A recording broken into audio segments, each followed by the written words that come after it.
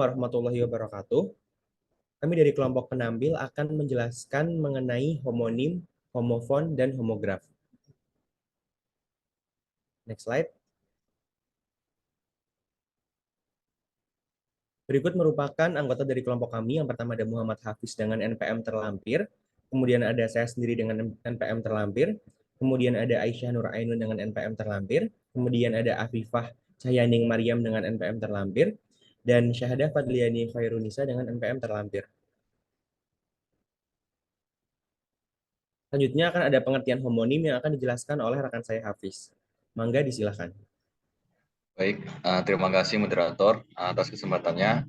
Di sini saya akan menjelaskan mengenai homonim. Dari pengertian homonim adalah kata homonim berasal dari bahasa Yunani kuno, onoma, nama, dan homo, sama. Secara harfiah, homonim dapat diartikan nama-nama untuk benda yang berbeda. Secara semantik, menurut Verhaar, memberikan definisi homonim sebagai ungkapan berupa kata, frasa, klausa yang bentuknya sama dengan ungkapan lain.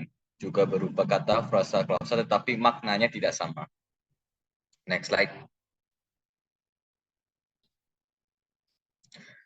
Hal yang sama dapat didefinisikan dalam bahasa Arab sebagai berikut. Al-homoniu ibaratun anil kalimat mutasyabiha bin nutqi wal kitabah walakinnaha mukhtalifah fil dalalah. Homonim adalah ungkapan yang sama, baik dalam pengucapan maupun dalam tulisannya, akan tetapi berbeda dalam maknanya. Hubungan antara baitun yang memiliki arti rumah dengan baitun yang berarti bait syair, inilah yang dinamakan homonim. Selain itu juga, hubungan antara dua buah kata yang berhomonim bersifat dua arah. Artinya, kalau kata baitun pertama homonim dengan kata baitun kedua dengan baitun kedua maka kata baitun kedua juga homonim dengan kata baitun pertama. Next slide. Nah, bagaimana bisa terjadi bentuk homonim dalam bahasa? Menurut Khair, ada dua kemungkinan. Yang pertama, bentuk-bentuk yang berhomonim itu berasal dari bahasa atau dialek yang berlainan. Contohnya, kata bisa berarti sanggup dalam bahasa Melayu, sedangkan bisa berarti racun dalam bahasa Jawa. Yang kedua, bentuk berhomonim itu terjadi sebagai hasil dari proses morfologis. Dalam bahasa Arab, untuk mengetahui dua kata yang berhomonim adalah dengan cara mengetes bentuk pluralnya atau dengan mengetahui kelas katanya. Contoh, kata baitun, arti rumah, itu adalah singular. Kemudian diubah menjadi buyutun atau artinya rumah-rumah dalam bentuk plural.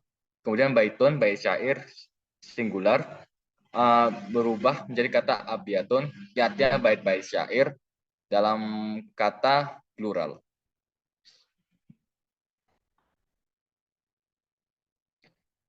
Selanjutnya adalah jenis-jenis contoh homonim yang akan disampaikan oleh rekan saya.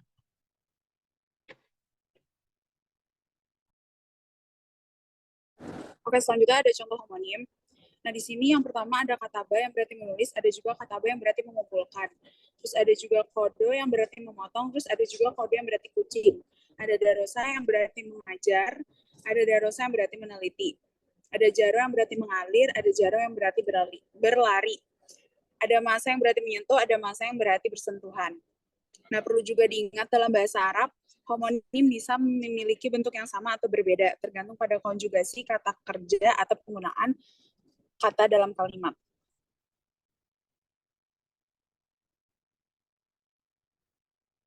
Selanjutnya akan dilanjutkan oleh rekan saya. Saya akan menjelaskan mengenai pengertian dari homofon. Di samping dari homonim, terdapat pula istilah homofon dan homograf. Ketiga istilah ini biasanya dibicarakan bersama karena ada kesamaan objek pembicaraan. Kalau istilah homonim dilihat dari segi bentuk satuan bahasanya yang sama, maka homofon dilihat dari bunyinya yang sama, dan homograf dilihat dari segi tulisannya yang sama.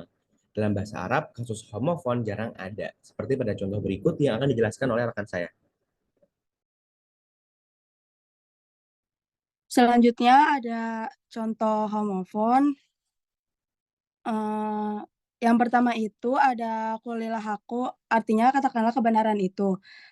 Contoh 1 dan 2, Arab dan artinya sama, tetapi perbedaannya nomor 1, perintah ditujukan kepada maskulin tunggal dengan verba amar kul. Yang kedua, perintah ditunjukkan kepada feminim tunggal dengan verba amar kuli. Lalu contoh yang ketiga ada goma mali wa goma zar'i. Artinya hartaku bertambah dan tanamanku tumbuh. Maksudnya penjelasannya dengan bunyinya sama, tetapi kata dan artinya berbeda. Lalu ada contoh homofon lainnya, yaitu yang pertama ada goma dan goma dengan alif maksurah. Yang pertama contohnya kalimatnya goma nuku dahu. Artinya uangnya bertambah. Lalu yang kedua ada goma dengan alif maksurah itu kalimatnya goma itul gulama ila abihi. Artinya saya menasabkan orang itu kepada ayahnya. Makna yang pertama itu bertambah. Makna yang kedua menasabkan, tapi pelafalannya itu sama. Lalu ada contoh selanjutnya, itu ada daha dan daha. Yang daha pertama dengan kalimatnya daha toiru janahaihi, artinya burung membentangkan kedua sayapnya. Lalu yang kedua ada dahal ibnu abahu, artinya anak mendorong ayahnya. Daha yang pertama itu dengan artinya membentangkan. Daha yang kedua yang di garis bawah itu mendorong dengan pelafalannya sama. Lalu contoh yang terakhir ada jarun. Perbedaannya jarun yang pertama fuzil jaro qobladari, artinya perhatikan tetangga sebelum membeli rumah. Contoh yang kedua artinya dengan kalimat marortu binahrin jarin, artinya saya melewati sungai mengalir. Kata yang pertama yaitu jaro artinya tetangga, kata yang kedua jarin artinya mengalir dengan pelafalannya sama. Boleh di next. Selanjutnya saya serahkan kepada rekan saya Syahda.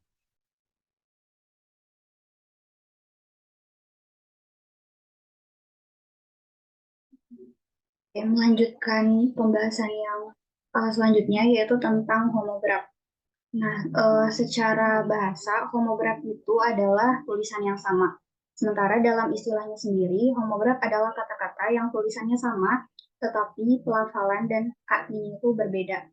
Nah, dalam bahasa Arab, seringkali ditemukan ada beberapa kata-kata yang dia itu homonim dan homograf, berada dalam satu bentuk yang sama, tetapi dia itu tidak homofon, yaitu tidak dalam satu bentuk bunyi yang sama. Di sini ada contohnya yang berada dalam deret kata ho, lam, dan juga kof. Nah, kata ho, lam, dan kof ini dia itu bisa terbagi ke dalam beberapa bentuk gitu. Dia bisa berbentuk holako yang berarti menciptakan, lalu huliko yang berarti diciptakan, holkun yang berarti ciptaan, dan hulukun yang berarti perangai. Dan contoh lain ada alif, lam, ba, ro yang ditasydid itu bisa terbagi ke dalam beberapa bentuk juga. Ada al-biru yang berarti kebaikan, al-baru yang berarti daratan, al-buru yang berarti biji gandum. Nah, di sini tidak hanya dalam bahasa Arab, tetapi juga bisa dalam bahasa Inggris, di mana kata-kata tersebut itu dia homonim dan homograf, berada dalam satu bentuk kata yang sama, tetapi dia tidak homofon, tidak dalam satu bunyi yang sama. Contohnya itu ada yid, dapat berbunyi yid, imah, atau bisa lead, yang berarti memimpin. Mungkin sekian penjelasan dari aku serahkan kembali ke moderator. Baik, terima kasih kepada rekan-rekan saya yang telah menjelaskan mengenai homonim, homofon, dan homograf. Sekian dari kami. Mohon maaf apabila ada kesalahan. Wassalamualaikum warahmatullahi wabarakatuh.